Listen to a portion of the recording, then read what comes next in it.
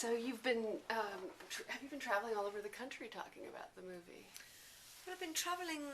We did a lot of festivals, so we did Telluride, Toronto, New York, and then we did the London Film Festival, Cannes, Sarajevo. You started with Cannes. We started with Cannes, yeah. Because that's where I saw the movie. Oh, was there. it? Yeah. Yeah.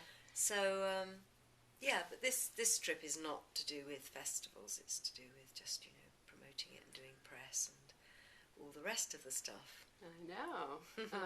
So you've worked with Mike Leigh many times. What was the first time that you ever worked with him? Well, we met when he was asked to do a play for the RSC, the Royal Shakespeare Company.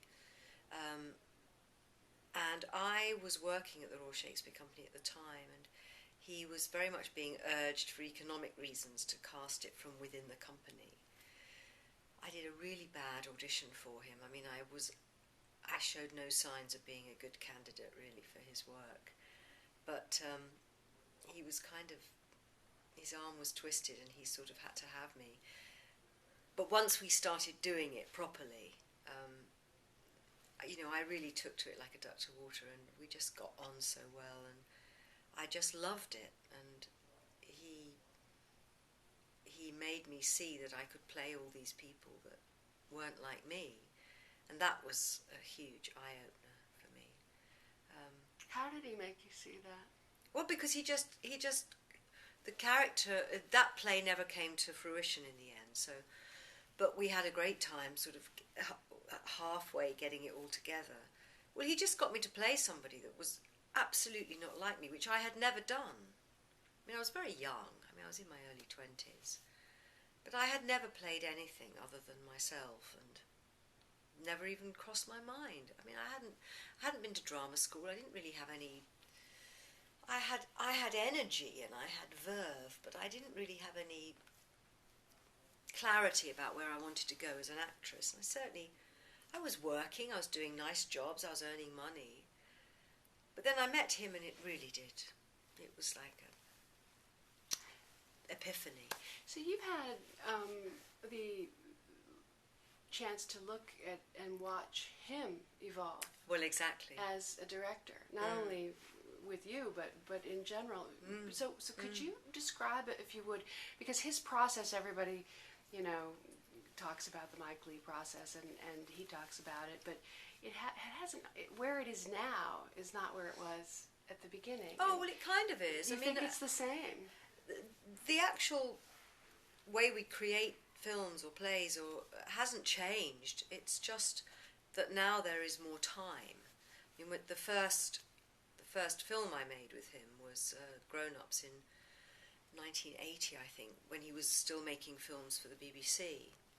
And the only difference there really was that we had less time. We had probably only 6 or 7 weeks to rehearse it, to get it together, and then we had about maybe 5 weeks to shoot it. Whereas now, in another year we had 18 weeks rehearsal, 11 weeks shooting. So big difference in the time, but he very much sort of cut the cloth to suit the pattern then, because we somehow we did it in that short amount of time. So the actual kind of logistics of it haven't changed, but of course, inevitably, he's got older, I've got older, and as artists, you get better.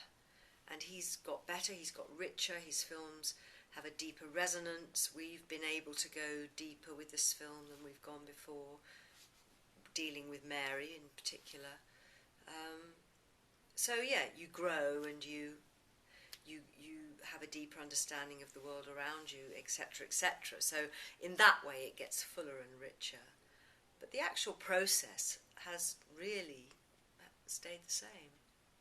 So the process involves a very lengthy rehearsal period and an extraordinary backstory and all this. Would you talk about what you did with Mary specifically? Well, I did with Mary what he does with every other actor in it, and what I've done with him every time I've worked with him. You start with nothing. I mean, people don't believe that you start with nothing, but you do. I mean, he can't come to me and say, will you play this great character called Mary, because she doesn't exist until we create her.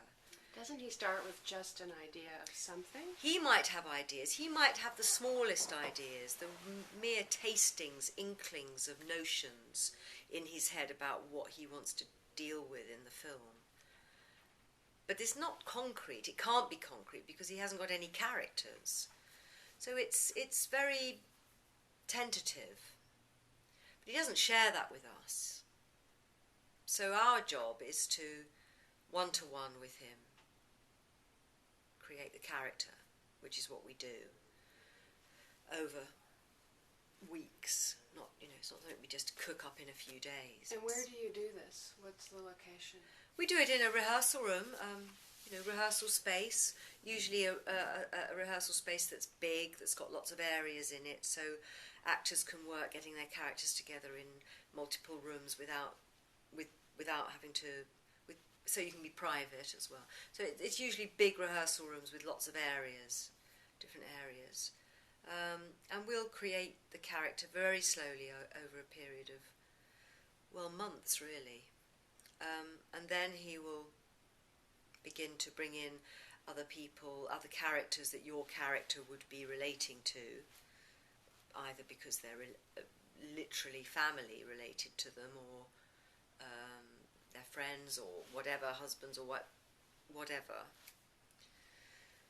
And then much further down the line, you'll start doing, improvisations, big improvisations, and getting the atmosphere of the people that you're playing, and then as a group.